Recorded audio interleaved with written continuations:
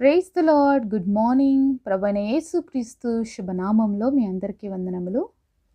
దేవుడి మాటల కొరకు చిన్న ప్రార్థనతో మన హృదయాల్ని సిద్ధపరచుకుందామా? మమ్మల్ని ఎంతో మిక్కిలిగా ప్రేమించిన మా ప్రియ పరలోకమందున తండ్రి, నీ ఘనమైన శ్రేష్టమైన నామాన్ని బట్టి వందనాలు ప్రభువా. ఈ ఉదయకాల సమయంలో తండ్రి మా అందరితో మాట్లాడండి. ప్రతి ఒక్కరి పరిస్థితిని వెరిగిన దేవుడు, ఎవరు ఏ పరిస్థితిలో ఈ మాటలు వింటున్నారో వారికి తగినట్లుగా తండ్రి నీ మాటల చేత బలపరిచి, ధైర్యపరిచి, ఆదరించమని యేసు నామంలో ప్రార్థిస్తున్నాము తండ్రి. ఆమేన్. ఈరోజు దేవుని వాగ్దానము కీర్తనల గ్రంథము 25వ అధ్యాయం 16వ వచనం. నేను ఏకాకిని, బాధపడువాడను, నా వైపు తిరిగి నన్ను కరుణింపుము. Psalms chapter 25 verse 16. Turn thee unto me and have mercy upon me, for I am desolate and afflicted. దేవుడు ఇచ్చినటువంటి అద్భుతమైన మాట కొరకు దేవుడికి సమస్తమైన మహిమ, ఘనత, ప్రభావములు చెల్లును గాక. ఉదయకాల సమయంలో ఈ వాక్యం ఇచ్చినటువంటి మీలో ఎంతమంది బాధపడుతున్నారండి? నేను ఏకాకిని, నాకంటూ ఎవ్వరు లేరు, నేను ఒంటరివాణ్ణి, ఒంటరిదాన్ని అని బాధపడుతున్నారా? నిజానికి ఈరోజు ప్రతి ఒక్క మానవుడి జీవితంలో కుటుంబం ఉన్న వాళ్ళు సహా, కుటుంబం లేని వాళ్ళు సహా, అలాగే పెళ్ళైన వాళ్ళు, పెళ్ళి కాని వాళ్ళు అందరూ ఎలా ఫీల్ అవుతున్నారో తెలుసా? నేను ఒంటరిని, నేను ఏకాకిని, నాకంటూ సహాయం చేసే వాళ్ళు ఎవ్వరు లేరు, నా బాధను పంచుకునే వాళ్ళు ఎవ్వరు లేరు. ప్రతి ఒక్క మానవుడు ఈరోజు తన జీవితంలో ఇలానే బాధపడుతున్నాడండి. మరి కుటుంబంలో ఉన్న వాళ్ళకి కూడా ఏంటి పరిస్థితి అంటే, అవునండి, ఈరోజు భార్య భర్తతో మాట్లాడలేని పరిస్థితి, భర్త భార్యతో మాట్లాడలేని పరిస్థితి, పిల్లలు పేరెంట్స్తో మాట్లాడలేని పరిస్థితి, ఎవరి ఫోన్స్ వాళ్ళవే, ఎవరి ఒంటరితనం వాళ్ళదే, ఎవరి మొబైల్స్లో వాళ్ళు బిజీ అయిపోయినారనమాట. సో అందరి జీవితంలో ఒంటరితనం అనేది చోటు చేసుకుంది. అందరం ఏమైపోతున్నారు, ఫోన్స్ తీసుకొని బిజీగా అయిపోతున్నారు అనమాట. సో ఎప్పుడైతే ఈ ఒంటరితనం మానవుల జీవితంలోకి ఎంటర్ అయిపోయిందో, ఈరోజు మానవుడి జీవితంలో ప్రేమలు కరువైపోయాయి, ఆప్యాయతలు కరువైపోయిన రోజులలో ఉంటున్నాం. ఈరోజు ఇలాంటి పరిస్థితి మన కుటుంబాల్లోకి వచ్చేసిందా? ఇలాంటి జీవితం మరి దేవుడి బిడ్డలుగా మన కుటుంబాలలో, మన జీవితాల్లో కూడా ఉంది అంటే ఒకసారి రోజు మనం పరీక్షించుకోవాలండి. ఎందుకంటే ఇక్కడ భక్తుడు ఒక మాట అంటున్నాడు, నేను ఏకాకిని, బాధపడువాడు, నా వైపు తిరిగి నన్ను కరుణింపుము. ఈ ప్రార్థన మనందరి జీవితంలోకి రావాలండి. ఈరోజు ప్రభువా, మా బాధను చూడు, మా వేదనను చూడు, మా ఒంటరితనాన్ని చూడు, మా వైపు తిరుగు నాయన. నిజంగా ఏ కుటుంబంలో అయితే దేవుడు ఉంటాడో, ఏ మనిషి యొక్క హృదయంలో దేవుడు ఉంటారో ఖచ్చితంగా వాళ్ళు దేవుడిని ప్రేమిస్తారు, వాళ్ళ కుటుంబాన్ని ప్రేమిస్తారు. ఇది గుర్తుపెట్టుకోవాలండి. ఈరోజు నువ్వు దేవుడి కంటే ఫోన్ ఎక్కువ ప్రేమిస్తున్నావా? నీ కుటుంబానికంటే ఫోన్ ఎక్కువగా ప్రేమిస్తున్నావా? లేకపోతే ఏది నీ జీవితంలో నీ కుటుంబం నుంచి నిన్ను వేరు చేస్తుంది? ఏది నీ జీవితంలో నీకు ఒంటరితనాన్ని కలుగజేస్తుందో ఒక నిమిషం కూర్చొని ఆలోచించి, ఈరోజు ఎక్కడ నువ్వు ఒంటరిగా మిగిలిపోతున్నావు, ఏ కారణాన్ని బట్టి నువ్వు ఒంటరి అయిపోతున్నావు అని ఫీలింగ్ నీలో కలుగుతుంది. మొదటిగా ప్రతి వ్యక్తి జీవితంలో ఒంటరితనం అనేది ఎప్పుడు వస్తుందంటే, దేవుడి దగ్గర నుంచి మన సంబంధం తెగిపోయినప్పుడే కలుగుతుందండి. దేవుడితో ఎవరైతే సంబంధాన్ని కోల్పోతారో ఆటోమేటిక్గా వాళ్ళు ప్రతి ఒక్కరితో సంబంధాలని కోల్పోతూ వస్తారు. ఎందుకంటారా? మరి దేవుడితో ఉన్న సంబంధం ఏం చేస్తుందంటే మనిషి హృదయంలో ప్రేమను పుట్టిస్తుంది. ఆ ప్రేమ అనేకులకి ప్రేమ చూపించే విధంగా చేస్తుంది. కానీ దేవుడితోనే నీ కనెక్షన్ ఫెయిల్ అయింది అంటే మిగిలిన ఎక్కడ కూడా నీ కనెక్షన్ అనేది పాస్ కాదు. అందుకనే ఇక్కడ భక్తుడు దేవుడి సన్నిధిలో మొరపెడుతున్నారు, అయ్యా నేను ఏకాకిని, నేను బాధపడుతున్నాను, నా వైపు తిరిగి నన్ను కరుణించు. తిరిగి నా మరి ఒంటరితనంలో నుంచి, అలాగే నేను ఒక్కదాన్నే, నేను ఏకాకిని అనే ఫీలింగ్లో నుంచి నన్ను బయటకు తీసుకురావడానికి శక్తి ఎవరికైనా ఉందంటే అది నీకు మాత్రమే ఉందయ్యా, నా వైపు తిరుగు అని అడుగుతున్నాడు. దేవుడు కానీ మన వైపు తిరక్కోకుండా ఆపోజిట్గా వైపు తిరిగాడంటే మనం ఒంటరిలమే అండి. ఈ లోకంలో మన చుట్టూ ఎంతమంది మనుషులు ఉన్నా, ఈ లోకంలో మనతో ఎంతమంది ఉన్నా కూడా దేవుడు కానీ మన వైపు లేకపోతే మనం ఒంటరి వాళ్ళమే. దేవుడు వాక్యం ఈ విధంగా సెలవిస్తుంది, వారిలో ఒంటరి అయిన వాడు 1000 మంది అగును అని. కాబట్టి దేవుడు మన వైపుకి తిరిగి ఉంటే మనం ఒంటరి వారం ఎప్పుడు కాదు. మనకున్న బలము ఇంకా అది వర్ణించలేము. ఎందుకంటే ఎవరున్నారు మనకు తోడు? దేవుడు ఉన్నాడు. కాబట్టి అంత బలవంతుడైన దేవుడు ఉన్నప్పుడు మనకి ఎందుకు వస్తుంది నేను ఏకాకిని, నేను ఒంటరిని అని? ఎప్పుడు రాదండి. దేవుడు మనతో ఉంటే ఆ ఫీలింగ్ మనలోకి రాదు. ఎందుకంటే దేవుడు ప్రేమ ఈ లోకంలో ఉన్న అందరి ప్రేమ కంటే చాలా గొప్పది. ఎందుకంటే ప్రతిసారి మనం ఏడ్చినా, మనం బాధపడినా, మనం రోధించినా, విసుక్కుంది ఎవరైనా ఉన్నారంటే దేవుడే కదండి. ఇంట్లో మనం ఏడిస్తే మరి పిల్లలకి చాలాసార్లు ఎప్పుడు అమ్మ ఏడుస్తూనే ఉంటుంది అంటారు, లేకపోతే భర్త ఎప్పుడు ఏడుపు మొహమే అంటారు, లేకపోతే మన అమ్మ నాన్నలు కూడా చిన్నప్పుడు మనల్ని అంటారు, ఈ పిల్ల ఎప్పుడు ఏడుస్తూనే ఉంటుంది.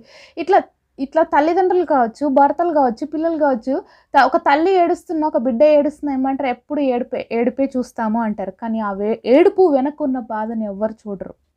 కానీ ఎన్నిసార్లు దేవుడి దగ్గరికి వెళ్ళి మనం ఏడ్చినా, ఏ రోజు కూడా మన కన్నీటిని విసుక్కోని దేవుడండి మన దేవుడు. ఎందుకు ఏడుస్తున్నావు అమ్మా, నేనున్నాను, నీ కన్నీటిని తుడుస్తాను, నిన్ను ధైర్యపరుస్తానని చెప్పేది ఒకే ఒక్క దేవుడు, ఆయనే ప్రభువైన యేసుక్రీస్తు. కాబట్టి నీ కన్నీళ్ళను చూసి ఎప్పుడు విసుక్కోలేదు, నీ కన్నీళ్ళు చూసి ఎప్పుడు దాటిపోలేదు. నువ్వు ఏడుస్తుంటే ఎందుకు ఏడుస్తున్నావు నీ దగ్గరకు వచ్చి ప్రతిసారి, ఒక్కసారి కాదు, ప్రతిసారి నువ్వు రోజులో ఎన్నిసార్లు ఏడ్చినా నీ పక్కగా వచ్చి నిన్ను వెన్ను తట్టి, నువ్వు ఏడవకు, నేనున్నాను, నీ దుఃఖ దినములు సమాప్తి చేస్తాను అని మాట్లాడేది ఎవరైనా ఉన్నారు అంటే దేవుడు మాత్రమేనండి. కాబట్టి ఎప్పుడు నువ్వు ఫీల్ కావద్దు నేను ఒంటరిని అని, నేను ఏకాకి, నేను ఎప్పుడు బాధపడద్దు. నీ పక్షంగా ఎవరున్నారు తెలుసా, దేవుడు ఉన్నాడు. ఈ లోకంలో ఎంతోమంది దైవజనులు, మరి మిషనరీస్ తమ కుటుంబాలని విడిచిపెట్టి, మరి వాళ్ళ దేశాలని విడిచిపెట్టి మన యొక్క భారతదేశానికి వచ్చి పరిచర్య చేసినటువంటి ఎంతోమంది దైవజనులు ఉన్నారండి. వాళ్ళందరూ కూడా భారతదేశంలో ఒంటరిగా ఉండే పరిచర్య చేస్తున్నారు. ఎంత గొప్పగా దేవుడి కోసం పరిచర్య చేశారు. మనందరికీ బాగా తెలుసు మదర్ తెరీసా, తను ఒంటరిగా వచ్చింది. కలకత్తా ప్రాంతంలో ఎంత గొప్ప మరి సేవ చేసింది తన యొక్క ఇటలీ ప్రాంతం నుంచి తను ఒక్కటే వచ్చినప్పటికీ కూడా ఇక్కడ అనేక మందిని సంపాదించుకోగలిగింది. కారణం ఏంటి తెలుసా, క్రీస్తు ప్రేమ. ఒంటరైన వాళ్ళు 1000 మంది అవుతారని చెప్పిన దేవుడి యొక్క ప్రేమ తన జీవితంలో మనం చూసాం కదా.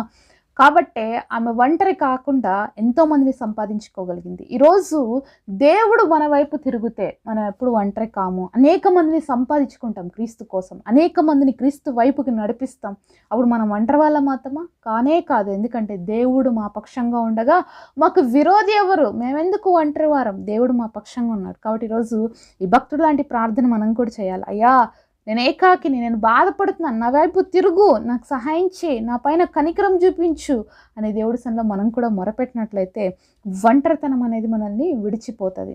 దయచేసి ఈ ఒంటరితనంతో ఎవరైతే ఈరోజు బాధపడుతున్నారో అండి, దేవుడి వైపు చూడండి. ఈ ఒంటరితనం అనే డిప్రెషన్ మానవుని అధోపాతాలానికి, మరణానికి దారితీస్తుంది. కాబట్టి దయచేసి ఈ పరిస్థితుల్లో ఎక్కువ రోజులు కొనసాగకండి. దేవుడు మీతోనే మాట్లాడుతున్నట్లయితే ఈ సమయంలో మిమ్మల్ని మీరు దేవుడికి అప్పగించుకోండి. ఈ లోకంలో ఏదో ఒక రోజు, ఏదో ఒక పరిస్థితిలో ప్రతి మానవుడు ఒంటరిగానే మిగిలిపోవాల్సి వస్తుంది. ఎన్ని కుటుంబాలు ఉన్నా, వాళ్ళకి ఎంతమంది బంధుమిత్రులు ఉన్నా, అందరూ ఉన్నా, చనిపోయినప్పుడు అందరిని వేసుకొని ఏం పోలేం కదండి. ఒంటరిగానే వచ్చినాం ఈ లోకంలోకి వచ్చేటప్పుడు, ఒంటరిగానే దేవుడి దగ్గర పోతాం కదా. దేవుడి దగ్గర నుంచి వచ్చినప్పుడు కూడా ఒంటరిగానే వచ్చాం కదండి. మళ్ళీ దేవుడి దగ్గరికి మనం ఎలా పోతాం? మనంతా ఫ్యామిలీని తీసుకొని వెళ్ళిపోతామా? లేదు కదా. మన టైం వచ్చినప్పుడు మనం మాత్రమే వెళ్తాం. కాబట్టి ప్రతి ఒక్కరు వాళ్ళ జీవితంలో ఒంటరి వారే. కానీ దేవుడు వాళ్ళతో ఉన్నప్పుడు వాళ్ళకు ఉన్నటువంటి బలము, ఆ శక్తి చాలా గొప్పది. కాబట్టి నేను ఒంటరిని ఎప్పుడు ఫీల్ కాకు, నేను ఏకాకిని ఎప్పుడు ఫీల్ కాకు. ఎందుకంటే దేవుడు నీతో ఉన్నాడు. దేవుడు శక్తివంతుడు, ఆయన కరుణించే దేవుడు, ఆయన కాపాడే దేవుడు. నిన్నెప్పుడు ఒంటరిగా విడిచిపెట్టాడు. ఈరోజు దేవుడితో నీకున్నటువంటి సహవాసాన్ని తిరిగి బిల్డ్ చేసుకో. ఎక్కడ కోల్పోయినావో, ఎక్కడ నీ కనెక్షన్ దేవుడి నుంచి దూరం అయిపోయిందో తిరిగి దేవుడి దగ్గరికి రా. నీ ఫోన్ నిన్ను దూరం చేసిందా? నీ స్నేహితులు నిన్ను దూరం చేశారా? లేకపోతే ఇంకా నీ డబ్బు దేవుడికి నీకు మధ్యలో వచ్చి నిలబడిందా? ఏది దేవుడు యొక్క సహవాసం లేకుండా నేను దూరం చేసిందో దాన్ని పక్కన పెట్టు, దేవుడికి దగ్గర ఆటోమేటిక్గా మిగతావన్నీ కూడా నీ దగ్గరకు వస్తాయి. ఈరోజు నువ్వు అడిగితే దేవుడు నీ వైపుకి తిరగాలని ఆశపడుతున్నాడండి. ఈరోజు దేవుడిని నువ్వు పిలిస్తే ఆయన రెడీగా ఉన్నాడు నీతో వచ్చి స్నేహం చేయడానికి. ఇదిగో నేను తలుపు దగ్గర నిలిచి తట్టుచున్నాను, ఎవడైనా నా స్వరం విని తలుపు తీస్తే అతనితో వచ్చి నేను నాతో, అతనితో నేను కలిసి భోజనం చేస్తానని ప్రకటన గ్రంథం 3వ అధ్యాయం 20వ వచనంలో దేవుడు చెప్పాడు. కాబట్టి దేవుడు మనల్ని ఒంటరితనంగా విడిచిపెట్టే దేవుడు కాదు. మన యొక్క హృదయం అనే తలుపు దగ్గర నిలిచి తలుపు తడుతూనే ఉన్నాడు. కాబట్టి దయచేసి తలుపు తీస్తావా? యేసు నీతో వచ్చి స్నేహం చేయాలని ఆశపడుతున్నాడు. నువ్వు ఒంటరి కానే కాదు, నువ్వు ఏకాకివి కాదు, ఆయన సహవాసం నీతో ఉంది. కాబట్టి ఆయన కరుణించే దేవుడు, ఆయన కాపాడే దేవుడు. మనం ఎప్పుడు కూడా బాధపడాల్సిన అవసరం లేదు, నాకు ఎవ్వరు లేరు అని. కానీ దేవుడు ఉన్నాడు, దేవుడు శక్తి మనకుంది, దేవుడు కాపుదల మనకుంది. అంతకంటే ఇంకేం కావాలండి? కాబట్టి దేవుని కలిగి జీవిద్దాము, ఆయనతో మన జీవితం కొనసాగిద్దాము. అటు కృప దేవుడు మనందరికీ దయచేయును కాక.